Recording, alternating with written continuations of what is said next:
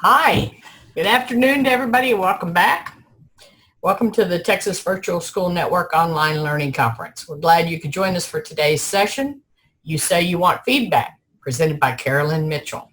The session will run until approximately 2:15 Central Time. I'm your host, Barbara Maris, and our facilitator is Taryn Washington.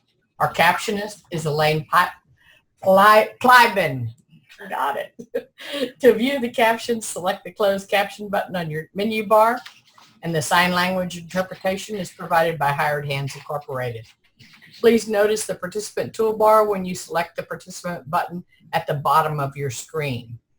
Here you'll find the buttons to raise your hand, use emoticons, and polls may appear on the screen at several times, and you can participate in the poll by selecting the number of your choice. The chat window is where you can ask questions during any presentation. You can find that by selecting the chat bubble at the bottom of your screen and then manipulate the window where you would like it. Please note that all co-hosts will be able to view all chat comments. Finally, the audio button is in the lower left-hand section of your screen, and it can be used if you have a microphone, and there is an opportunity to use it during the presentation. It will be white and green when your microphone is live. And now I'm going to hand it over to our speaker, Carolyn Mitchell. Carolyn? Hi, thank you for joining me today. Gotta get my screen back here. So give me 1 second. All right, I'm excited to talk with you today about the importance of feedback and interactivity, and I'm also going to show you some tools that you may be familiar with already, but you might not have necessarily thought of some of them as feedback tools.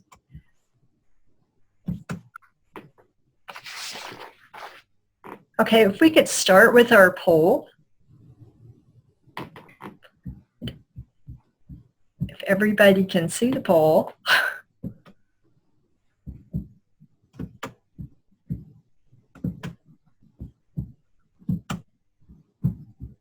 Your experience as an online student or teacher, which of these had the greatest impact on student success? 17% said course design, 17% said building community, 25% said specific constructive feedback, and 42% said interaction with peers and instructors. That was the largest one, interaction with peers and instructors. Oh, okay.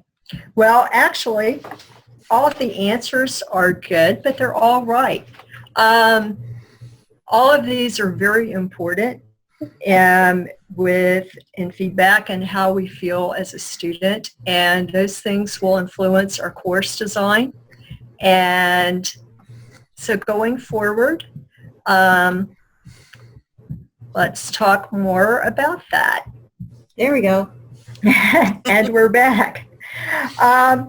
Just let me say, in 7 Keys to Effective Feedback, Grant Wiggins says that advice, evaluation, and grades are not helpful, and they don't provide the descriptive information that students need to reach their goals.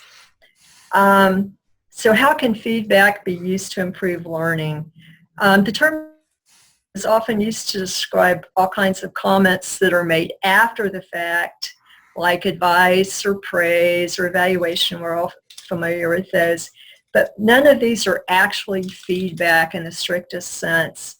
Basically, feedback is information about how we are doing in our efforts to achieve a specific goal.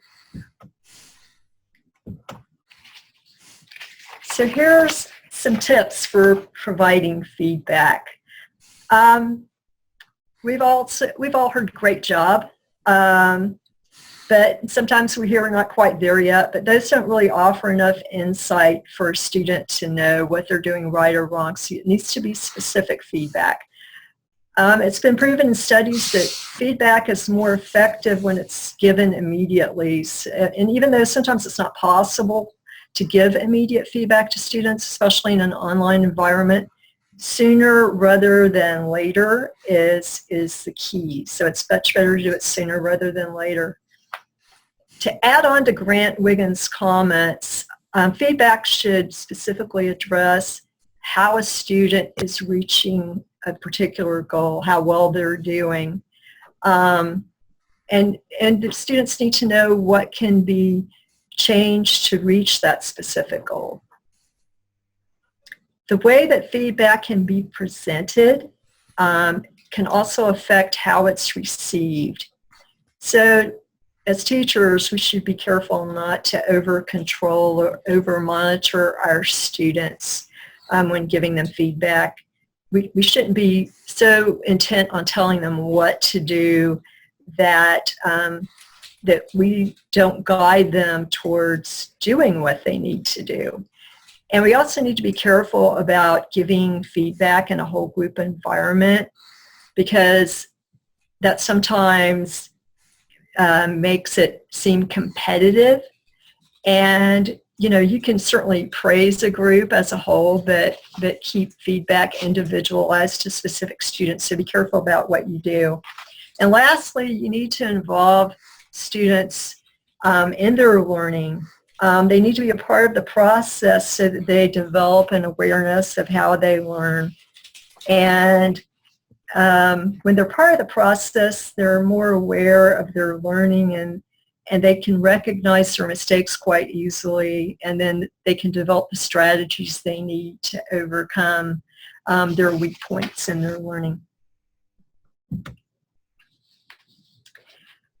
In online courses, feedback opportunities occur when students interact with the content, and that results in communication with teacher or peers. It's really important to design online courses that provide the opportunities for feedback and peer collaboration.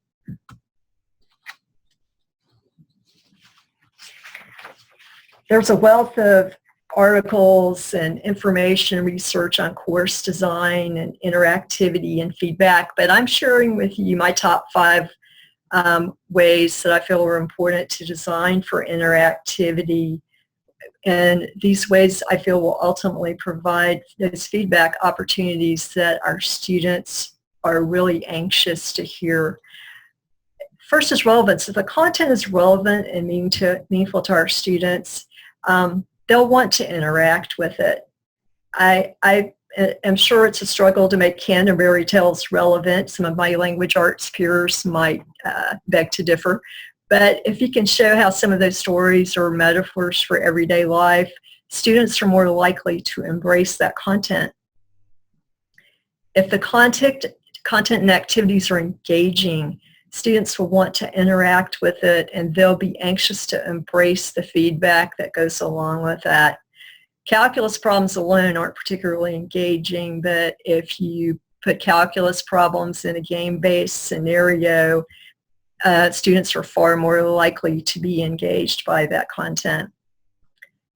The design of a course can appeal to students' sensibilities even if the content doesn't grab them, so to speak. A mix of video, visuals, activities, and written words can go a long way towards making that content interesting and appealing. And, if something is not appealing on the surface, there are multiple ways to make it come alive. And if it comes alive, students are engaged, and they'll seek out those collaborative and feedback opportunities. Community is important to students in the online environment. When we poll our students, they often say that community is important to them, and they want to find ways to make connections with their peers online. If they have courses that intentionally build community, that jumpstarts the conversation. And in a lot of our courses, we give students the opportunity to introduce themselves to each other. And we find that's really a helpful way to build that community when they can find their common connections. Interactive activities that provide practice with the content not only add relevance, but they can be intentionally designed to encourage feedback with teacher and peers. So in that vein, we're going to talk about feedback tools, and I've jumped straight to the first one, which is VoiceThread. I'm going to show it to you live in just a minute. I'm going to be toggling back and forth between my slides and a live version, so please be patient. The URL for this is voicethread.com. In Louisville, we actually have VoiceThread accounts. And so I've gone ahead and logged in to VoiceThread, and but it's VoiceThread is free. One of the things that you need to know is it provides for multiple forms of feedback. You will be asked for Adobe to allow Adobe to access the camera and microphone, so you need to allow that. Anybody can use a VoiceThread with the link, but they need a VoiceThread account to comment. And I'm just going to open a VoiceThread that I created for our professional development course. And it's analysis of the INACOL Standard A for teachers, for online teachers. And you can see it's really easy to go to the next slide, and you can see me. And you can allow it to start playing the audio as soon as you click on the next slide. But that's turned off here because I don't think everybody needs to keep hearing that. But there's student comments in here. And you can, I'm going to close this, and I'm going to go back to the create screen. There's multiple ways to create. And you can add media from your computer, media sources, webcam. I had uploaded a picture previously, but PowerPoint works well in this. It's very easy to use. It's very user-friendly. It's embeddable in LMS. Your free account will allow you to create up to 5 VoiceThreads. And I want to go back for just a second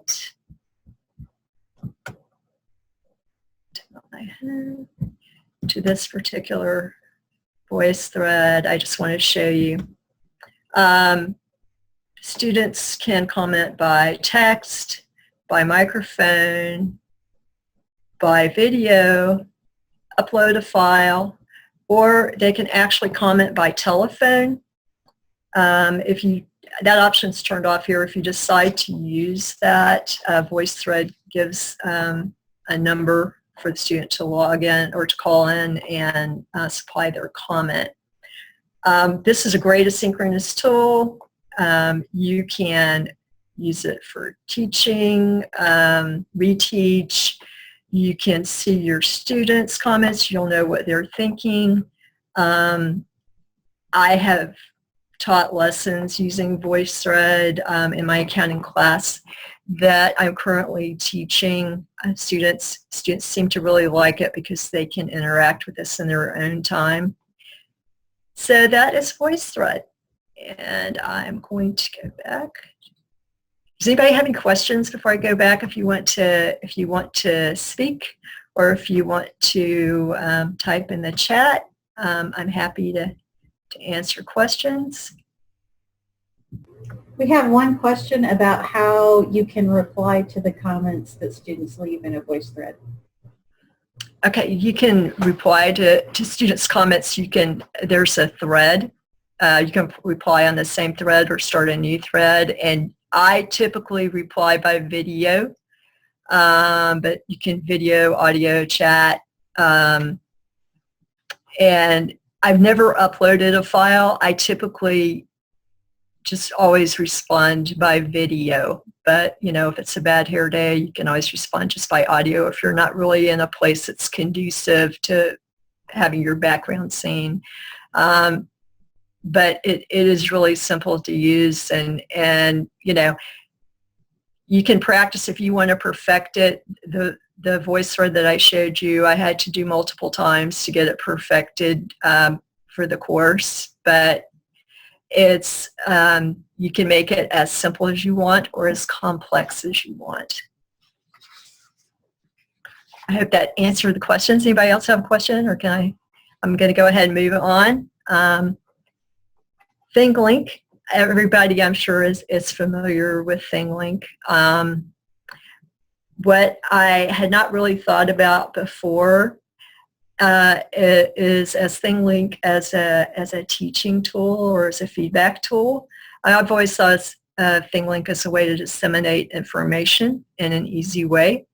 But I revisited my thought about it, and I'm going to go.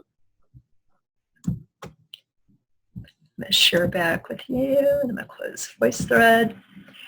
And I've got a couple of VoiceThreads that I want to show you. I'm already logged in. It's a free account. You can add comments, within your ThingLink, and I feel like thinking of it in a new way is really helpful. I'm going to actually show you a couple. The first one was used as a marketing tool. So I took the banner from my accounting course, and I will let you know I'm not an artistic person. I was an accountant originally, so I'm concrete sequential, but periodically my creative side comes out. So what I wanted students to know about accounting was accounting is not always the most boring thing in the world. I mean, as a career, it can really be interesting, and it's way more interesting today than it was 30 years ago. But I had a little quiz for students. True or false accountants are fun, and I inserted a video from from Parks and Rec, and so that they could play to watch. True or false accountants have a day of their own. Well, apparently there is one, International Accounting Day. I didn't know that till recently. And then songs about accounting. So I inserted some video. I was trying to drum up business for my course. But, we all like the dark side, so I included the 10 worst accounting scandals of all time to help market my course. And so that's one way that you can look at it. But what I also did in my accounting course, I have the 6-column worksheet is one of the required TEKS in this course. And this one was submitted to me by my student the other day. And there's something that's missing from that, and it is the header. So what I did was I move this out of the way.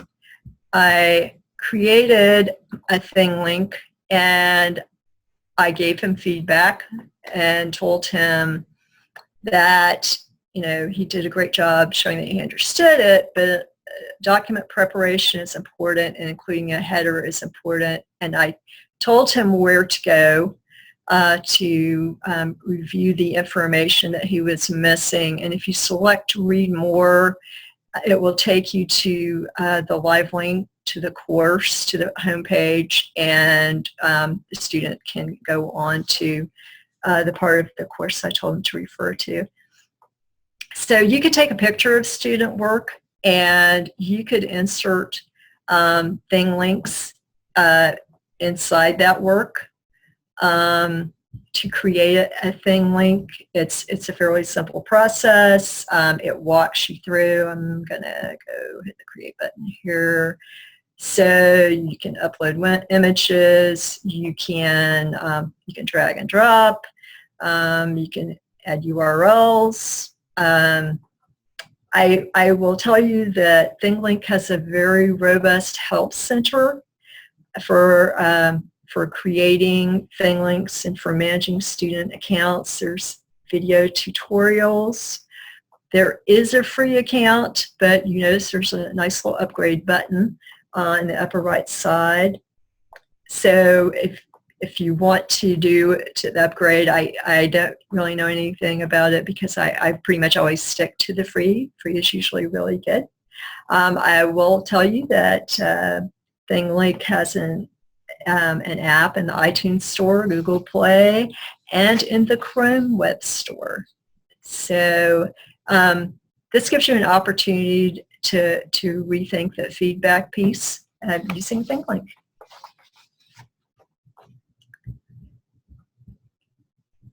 And I'm going to go back to my PowerPoint. Okay, dot storming is a service. I came across this term called freemium. I think it's so very interesting. The basic definition of a freemium service is that there are basic tiers of service, and the very bottom tier is the free tier. So obviously that means that there's a premium service and you can upgrade this. The dot storming is great for student brainstorm sessions. They can vote for their best answers. And I'm going to go to this dot storming that I created just for today. And everybody loves food, so I decided to make my dot storming on favorite desserts.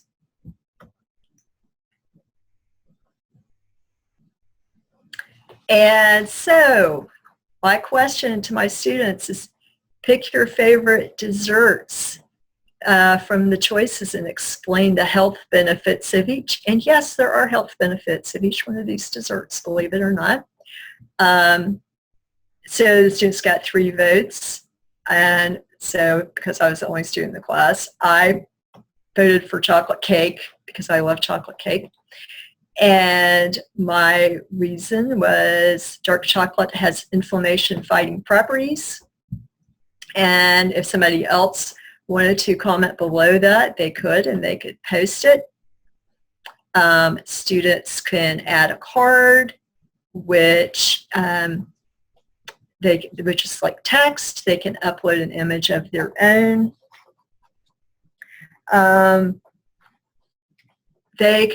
This is an all collaborative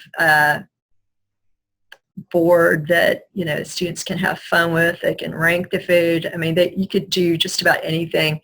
I think about this. There's not a lot of stuff out there that just screams math, but students could take a screenshot of their of a math problem, and they could put all their problems up on the board. They could vote whose is the most correct. They could have comments about it. They could come to group understanding, and while this is going on, and the teacher can gather some formative feedback and provide them with feedback to see exactly what their understanding is. I am going to, I can't do that. I'm going to go back for just a second. Okay, and if you want to add a board, you notice you can import from Pinterest, so you can make a title for it, you can describe it, you can determine the number of votes each person gets, you can decide how to share it with your students. So once you create it, then you can start to design your board, and you may not be interested in food or dessert, but I'm sure there's something that you want to ask your students and to give and receive feedback on and provide collaboration. So I'm going to cancel this. I can tell you that in my research, I did not find that there were any apps for dot storming at this time. And later on, we're going to talk about Padlet.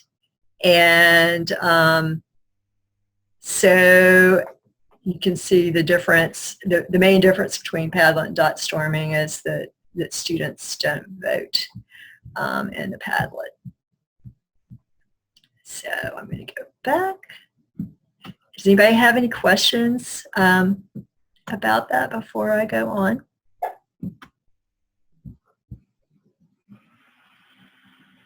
Okay. Okay, Google Docs, not new. Not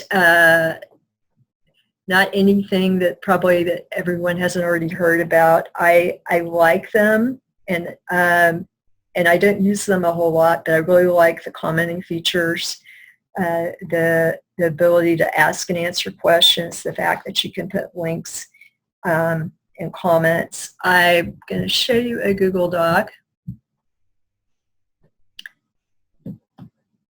that I helped work on.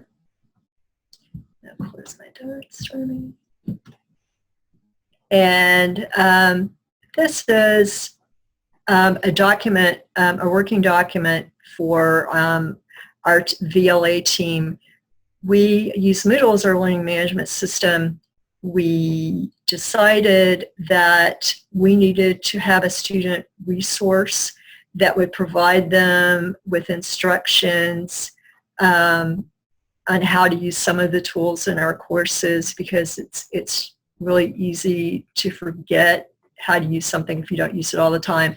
So the first time we give them a detailed description of how to use the tool, and then the second time it's used in the course, we can say, hey, this is what you need to do, but if you forgot how to upload an assignment, here's a link that will walk you through. So there's a site with multiple pages that would show them how to complete their task.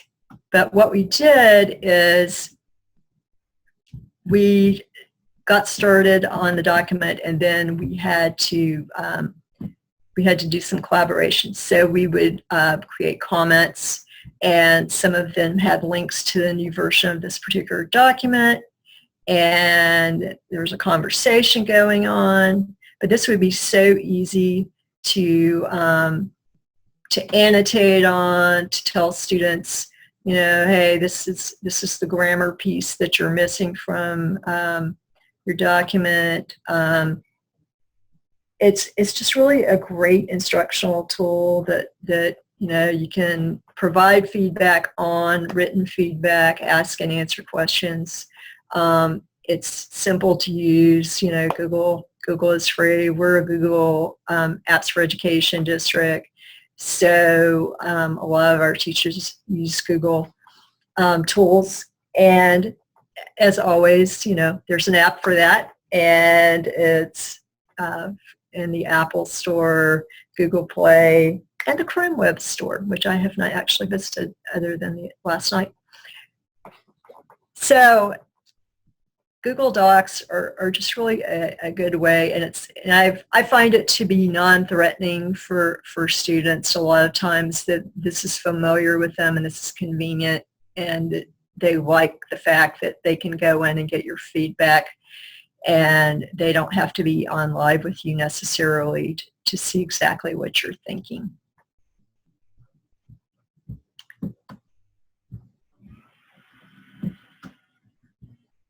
All right, so I'm going to go back. And our next tool is TED Ed. I love TED Ed. I love the fact that you can build lessons from video. Teachers need an account to create a TED Ed. It's really easy to register for an account if you don't already have one. I've watched TED Eds plenty of times, but you know, until I actually wanted to create one, I didn't have an account. Students need to have an account to fully participate in the TED Ed lessons.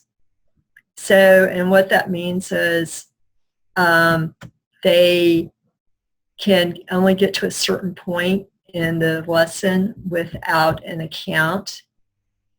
And right now I want to also remind you that based on the age of your learners, please review the terms of service for these tools, because most of them don't allow for students under the age of 13 to participate.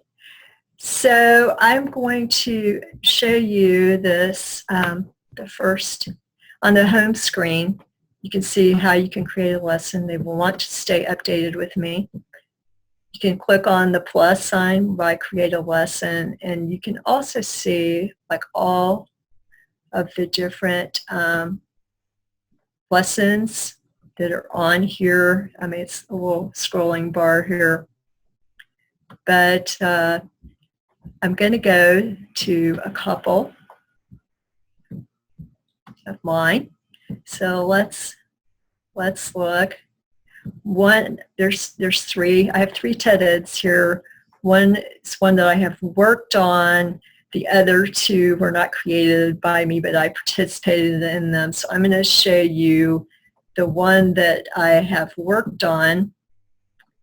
And you notice it's not done, but for my accounting class, I found a video about accounting careers, and it's a really good and interesting video because there's so many things you can do with an accounting degree. You can be a CPA, but you can also be an FBI agent. You can be an entrepreneur. You can be controller for a football team. Those are just some of the examples. You can work for a nonprofit. So in creating this, when I got started, you have to give your lesson a title, which I did. And I used the title of the video. And then in the Let's Begin section, I said this lesson is about how a degree can open doors for multiple careers. So you get to fill in all the information you want, and then it's divided into think, dig deeper, discuss. So I started with a question. Erin Green is one of the accountants in this video, and she's actually a consultant. And so she talks about what she enjoys about this career. So I have a question, how'd she describe her career as a consultant? And as I click on this, I can delete it, I can exclude it, I can do whatever I want to. You have the option, if I want to add another question, you can make it multiple choice or open answer. I like open answer questions in this case for this particular type of video. So if I get all the questions I want into it, I can go into the dig deeper part, and I can provide some other information for my students about it. And then finally at the end, I can go with a discussion, and so I can provide information for that. And once I'm done and I'm happy with it, you can select publish, and it will publish your TED Ed, and it will be visible, and you can share out the link. And just let me also say that if you accidentally hit the publish button, you can unpublish your TED Ed and continue to make edits on it. And it's kind of a no harm, no foul scenario, which I like because, sometimes we get over anxious and then we can't undo certain things. So the TED Ed I'm going to show you is one that was not created by me, as I said, but it was set up so you can watch the video. And then when you select think, there's questions. This has multiple choice and 7 open answer questions. You can go to dig deeper to find out more about this. And if you want to read more about SCARF, here's some additional resources. And then there's a discussion question.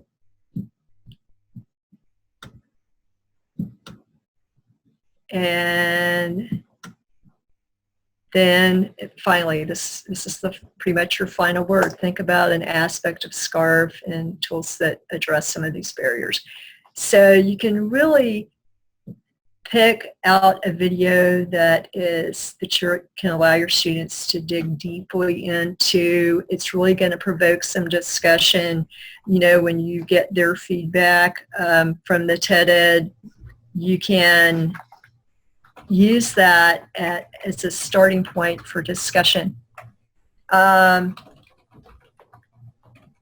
if you have a video that you want to use for a TED Ed, you can do that. And if you publish it, you can also submit it to TED Ed, and they might feature it with all their other lessons. So that's an option for you. And just a reminder. Yeah, yes. Monica had a question about privacy issues to consider Yes. for students publishing, or will their published pieces be viewed by fellow students and the teacher and not accessible by others? Oh, in the TED Ed? Yes, Oh, okay, yeah. In the TED Ed, you can make it private. And so you have to share it out. So that the students, you don't have to publish it so that the people can see the students' results, if I'm understanding that question. As far as students creating TED Ed lessons, I have not had that experience. So if there's somebody else out there that does know that, please join in and let me know. Carolyn, Elaine wanted to know if the students self-enroll into your TED Ed class. Yes, students can set up their own accounts in TED Ed. So they can go on and get the information. Just let me go back and see if I can pull that up for just a second. I have to probably go all the way out.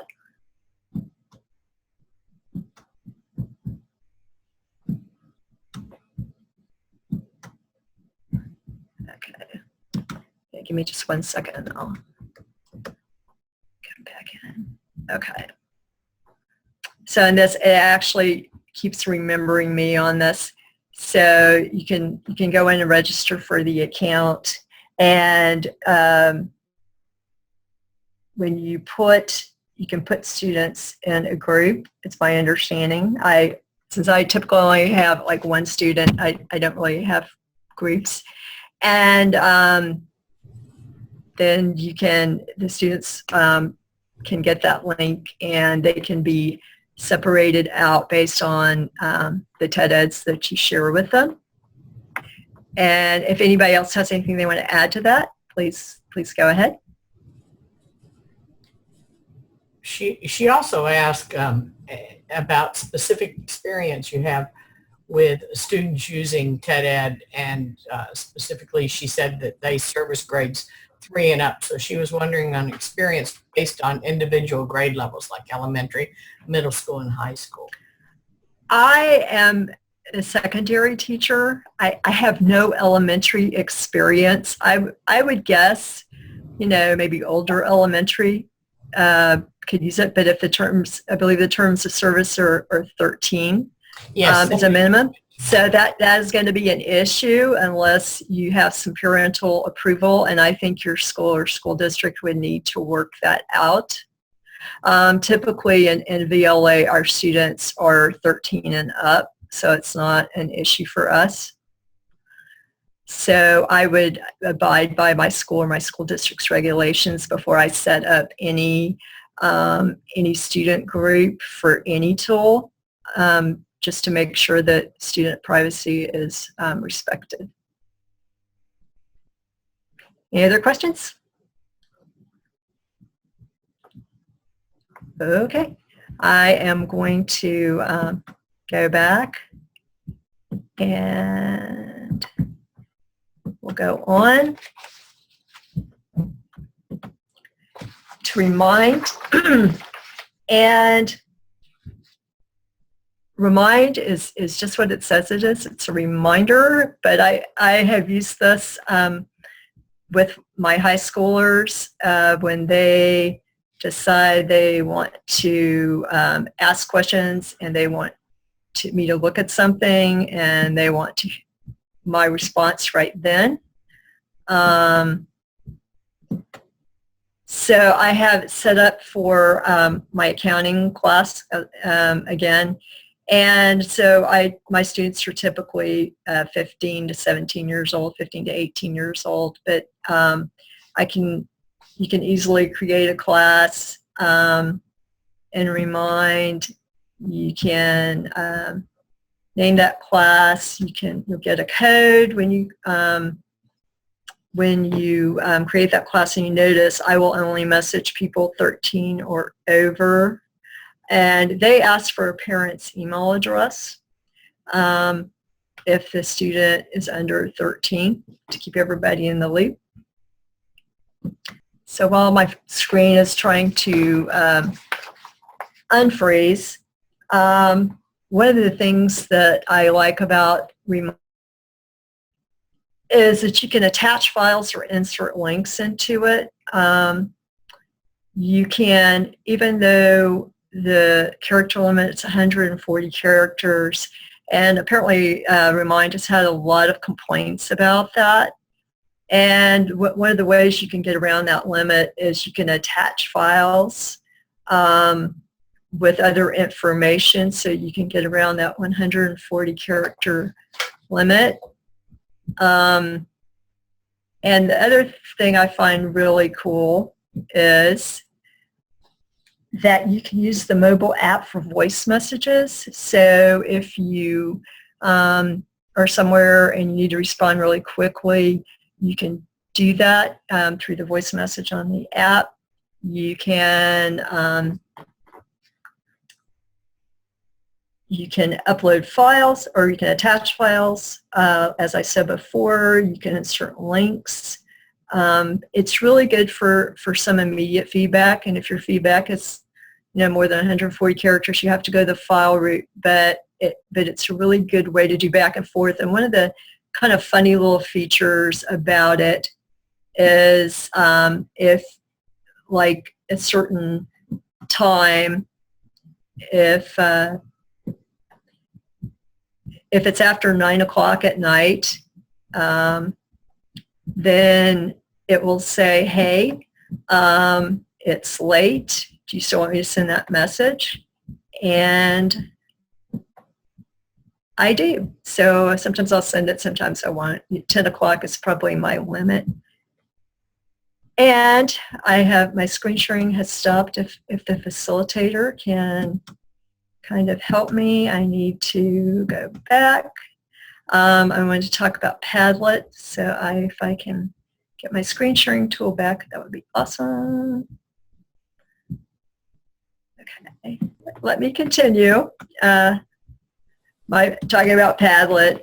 Padlet.com is the URL. What I really like about it is that everybody has a voice with a Padlet.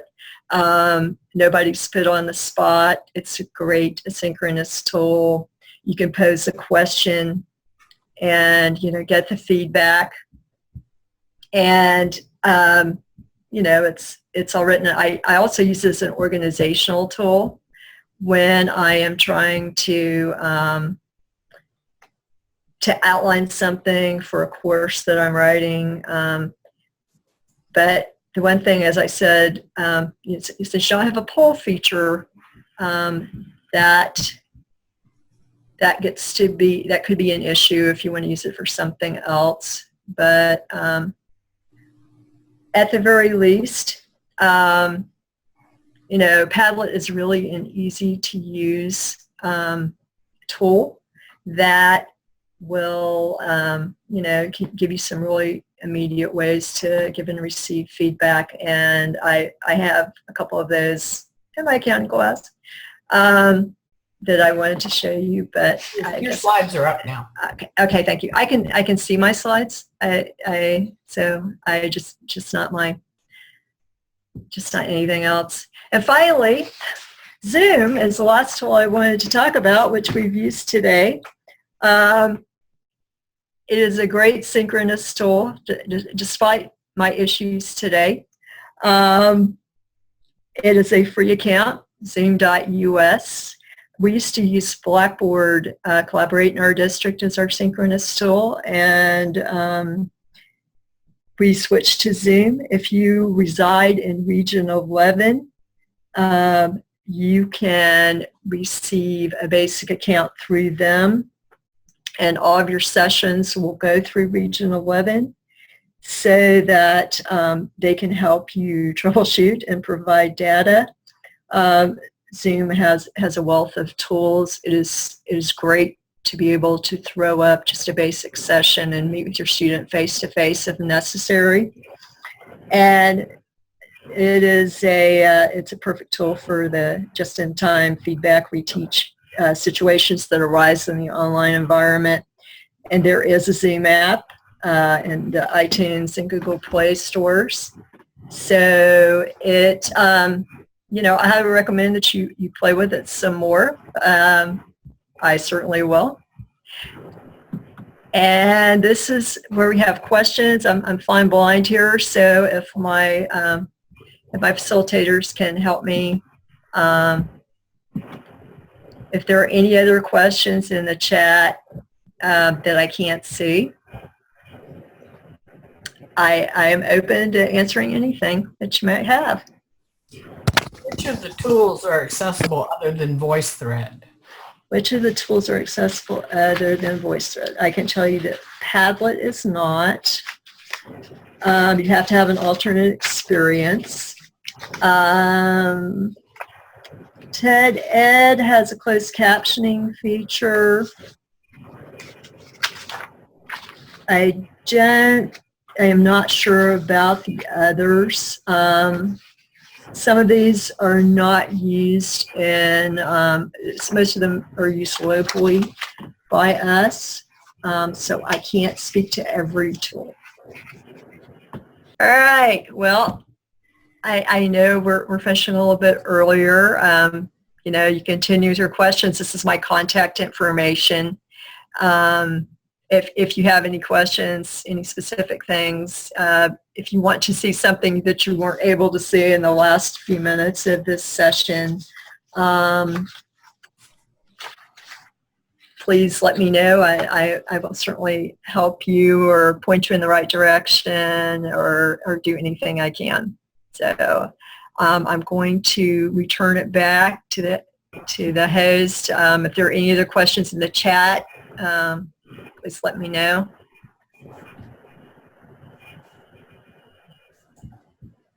Well, thank you very, very much, Carolyn. And thank all of you for attending this session. It was fabulous. Lots of ideas in a short little period of time. My mind is swimming. If you entered the conference within the first 20 minutes of the session, you're going to earn CPE credits for this session. Additionally, somebody asked in an earlier meeting, how long does that take? And it's almost instantaneous. Your certificate will appear on the My Agenda Join page. So you just go there and download it, print it, whatever you would like. To access the recording of this session, please visit the Conference tab on the conference homepage and click on View Recorded Sessions. Transcripts of each session will also be posted there as well. The next session will start at 2:30 p.m. Central Time. Sticky spots in the course review process. And thank you for attending this one. And thank you again, Carolyn. It was wonderful. Thank you for having me. Uh-huh.